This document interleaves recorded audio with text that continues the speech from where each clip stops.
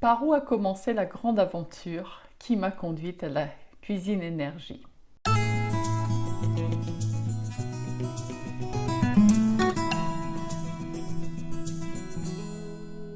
Alors, tout d'abord, je vous dois une confession, c'est que manger n'a pas toujours été simple pour moi.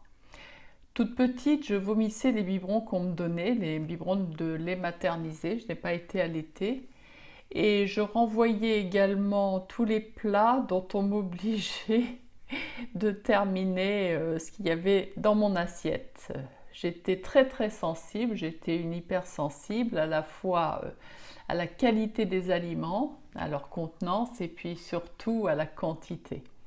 Une bouchée de trop, c'était terminé.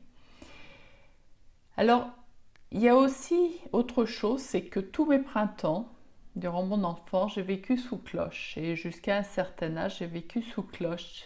Au moment où explosait la vie, au printemps, j'étais complètement... Je devais me protéger des allergènes qui sortaient. Donc le rhume des foins me faisait éternuer, moucher, pleurer. J'ai passé ma scolarité affalée sur mes pupitres et puis dès que je rentrais chez moi, je me mettais sous mes draps pour avoir la paix. Alors, vous imaginez, au moment où la vie explose, pour sortir au soleil, il fallait des lunettes de soleil, un chapeau de soleil, une crème écran total, et puis, bien évidemment, éviter de mettre le nez au contact de tout ce qui était dans l'air. Une drôle manière d'être dans la vie, en quelque sorte.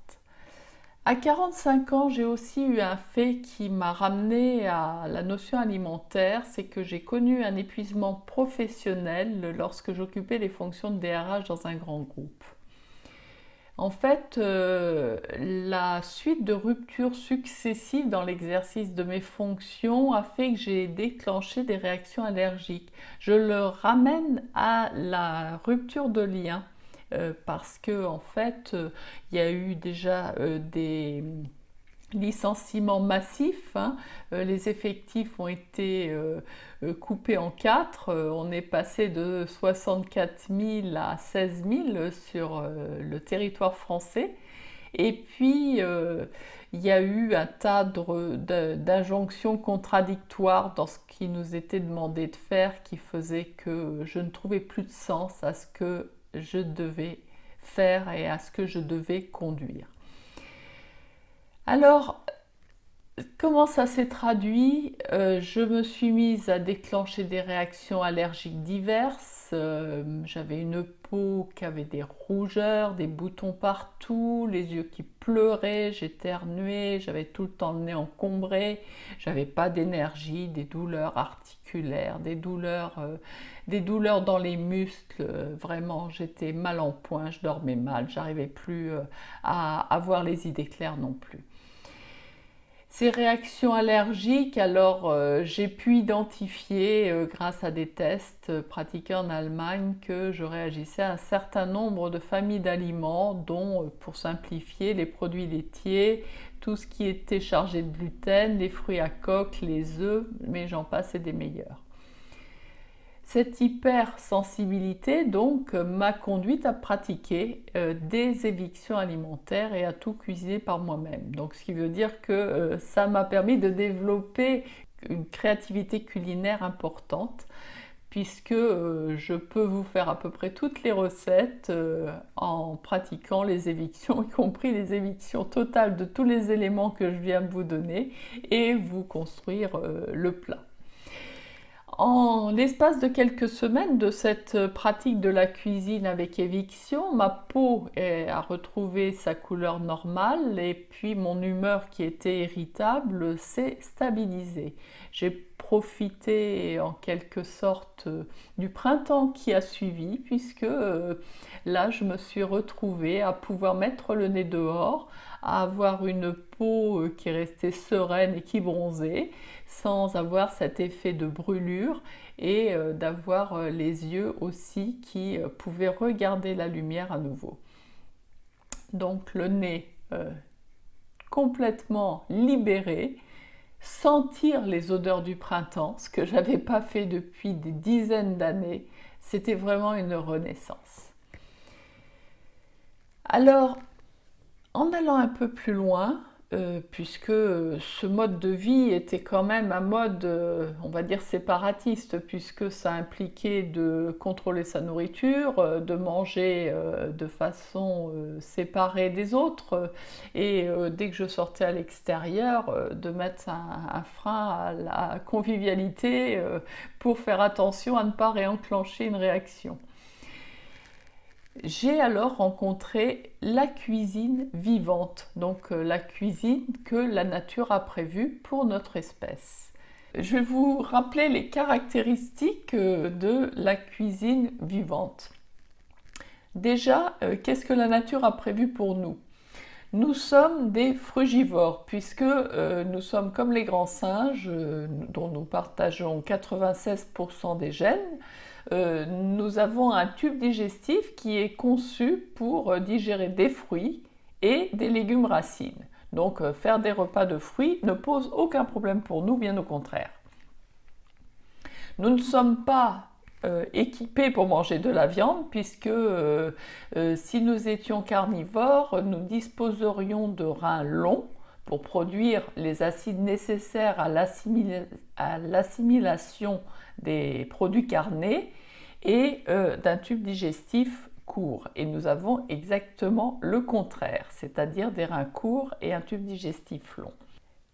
Les grains sont difficiles à digérer pour nous tels quels, parce que d'une part, nous n'avons pas, comme les oiseaux des becs, pour les broyer et pouvoir les prémastiquer, et nous n'avons pas de gosier pour pouvoir les assimiler.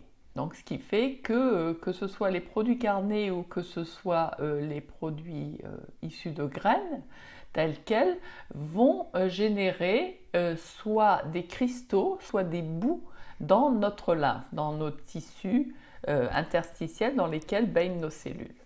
On y reviendra plus tard dans une autre vidéo.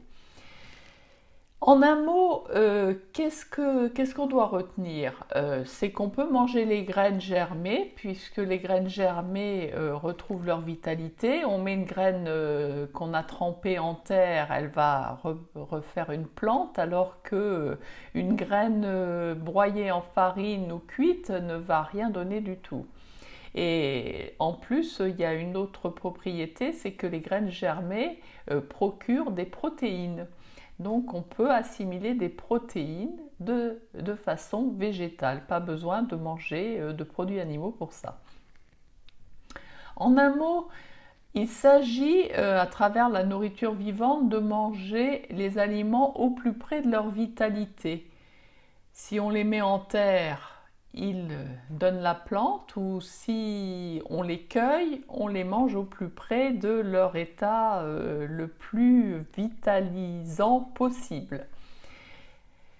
On peut manger des animaux, bien sûr, mais des animaux qu'on peut attraper, puisque les espèces carnivores sont équipées aussi de la capacité de pouvoir courser les animaux qu'ils peuvent manger.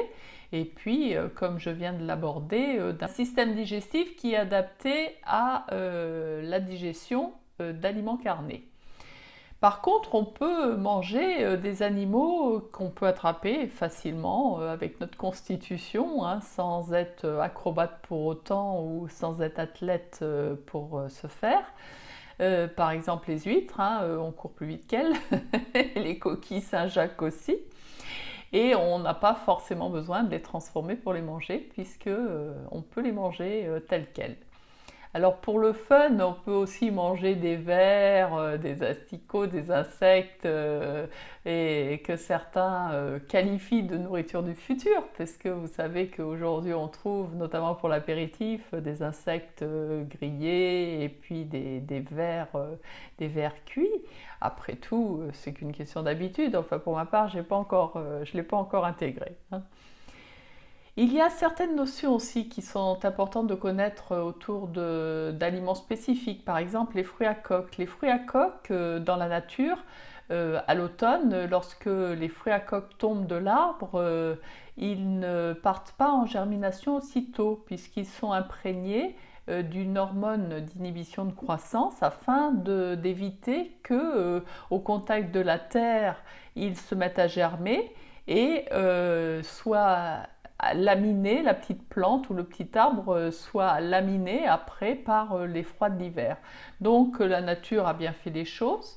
Elle maintient la graine en son état de vie, c'est-à-dire graine potentielle pour donner un arbuste et se reproduire. Et en même temps, elle la maintient dans une forme de cocon qui va lui permettre de passer l'hiver au chaud, et notamment la coque, mais aussi cette hormone. Et pour que cette hormone, pour que la graine soit débarrassée de cette hormone, il faut attendre les pluies du printemps qui vont la laver et permettre à la vitalité de s'exprimer, c'est-à-dire à la graine de germer et de produire la plante qui va donner l'arbuste et redonner d'autres fruits à coque. Il se trouve que cette hormone d'inhibition de croissance est toxique pour notre tube digestif. Elle empêche la vie, c'est un peu logique que ce ne soit pas spécialement bon pour nous. Et donc, pour faire en sorte que les fruits à coque soient plus facilement digestibles, qu'est-ce qu'on fait? On va les tremper. On les met à tremper, on les rince et en fait, on reproduit artificiellement ce que la nature fait au printemps avec les pluies pour laver l'hormone d'inhibition de croissance. Ainsi, on peut les ingérer. Et beaucoup de personnes en fait qui pensent avoir une intolérance ou une allergie aux fruits à coque se rendent compte qu'ils peuvent en manger lorsqu'ils pratiquent ainsi un trempage et un rinçage avant de pouvoir les manger. Donc essayez si c'est votre cas. Alors, tous ces aliments, en quelque sorte, on les amène à retrouver le maximum de vitalité ou à les ingérer de la façon au plus près de leur potentiel de vitalité. Ce qui fait qu'elles deviennent pour nous ultra nourrissantes puisqu'elles sont pleines d'énergie de la vie. Alors vous me direz, on mange les aliments tels quels en nourriture vivante? Ben, pas vraiment. On est au XXIe siècle, faut pas le négliger, et notre goût a évolué. Puis j'en connais pas beaucoup qui ont envie d'aller vivre dans le fin fond de la nature et de se retrouver à l'état sauvage. Pour ma part, c'est pas du tout ma quête parce que on a autre chose à faire. On est au XXIe siècle et notre évolution passe par ce qui est ici maintenant. Et notamment par le partage avec les autres. On y reviendra dans une autre vidéo. Notre évolution passe par là. Alors, on privilégie bien sûr la forme des aliments qui renferment le plus de vitalité. On cuit peu, bien sûr, puisque ça va tuer, ça va détruire de la vitalité. Et on transforme en quelque sorte par des associations de goûts. On va utiliser beaucoup d'épices, entre autres, et de textures, parce que bien évidemment il faut une densité.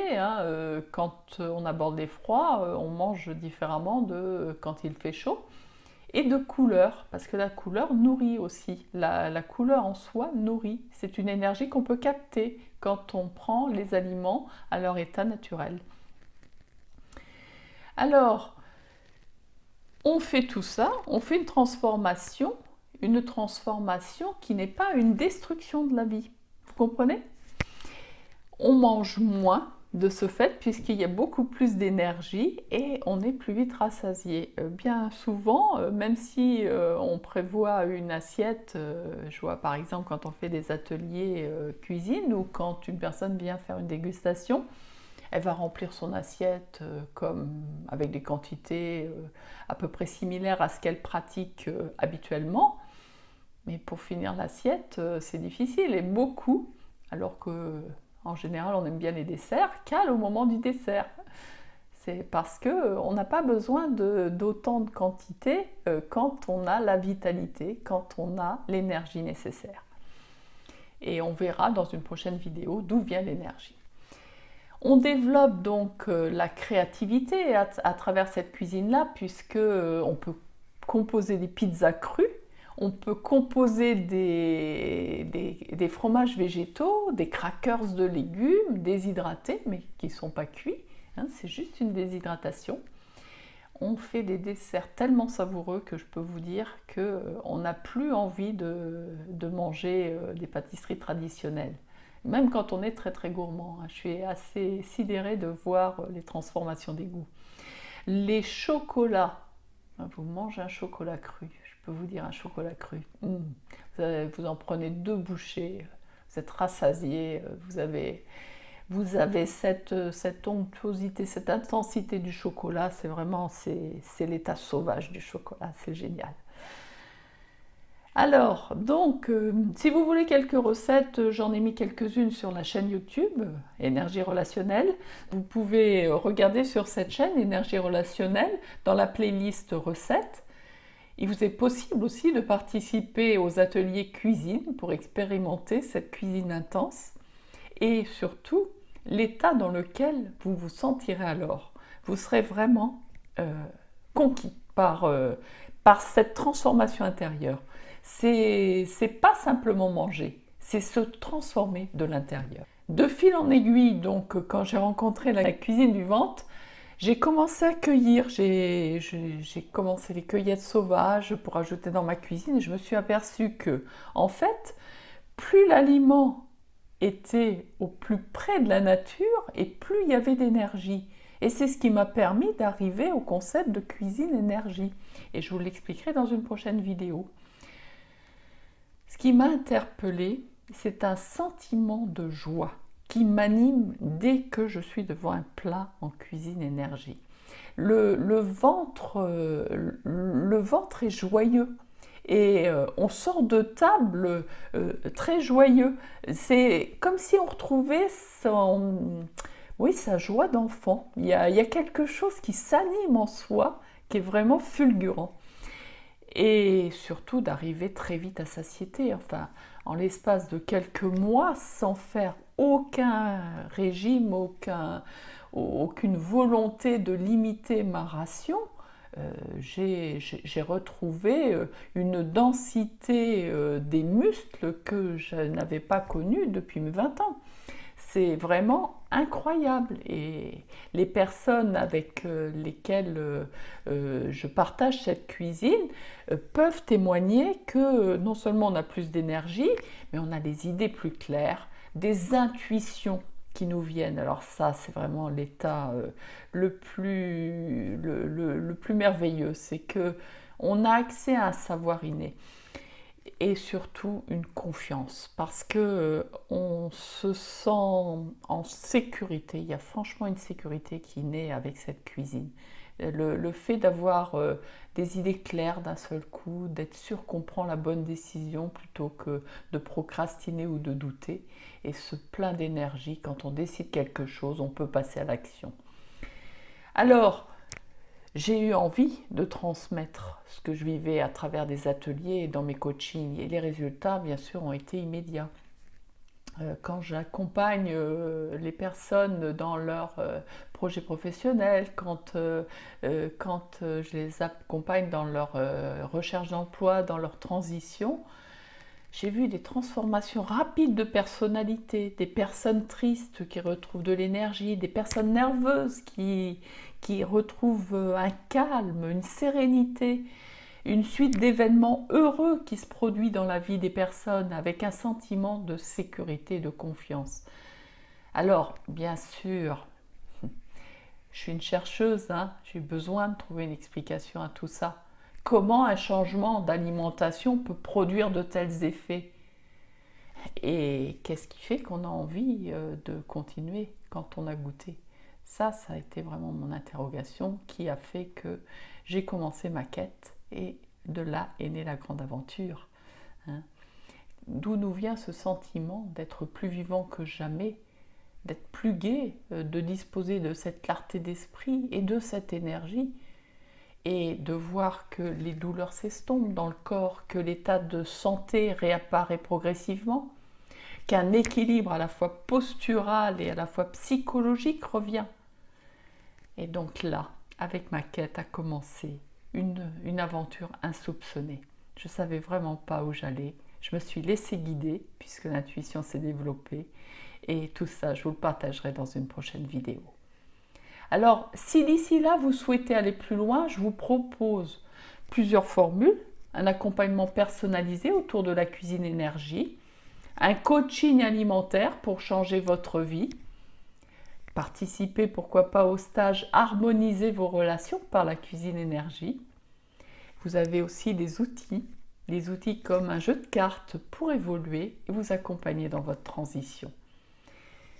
Donc si vous souhaitez être informé par la prochaine vidéo sur la cuisine énergie et connaître les soubassements de cette aventure qui a commencé pour moi, je vous invite à vous abonner à cette chaîne, à partager et à liker et de m'envoyer vos commentaires. À très bientôt pour la suite de cette aventure.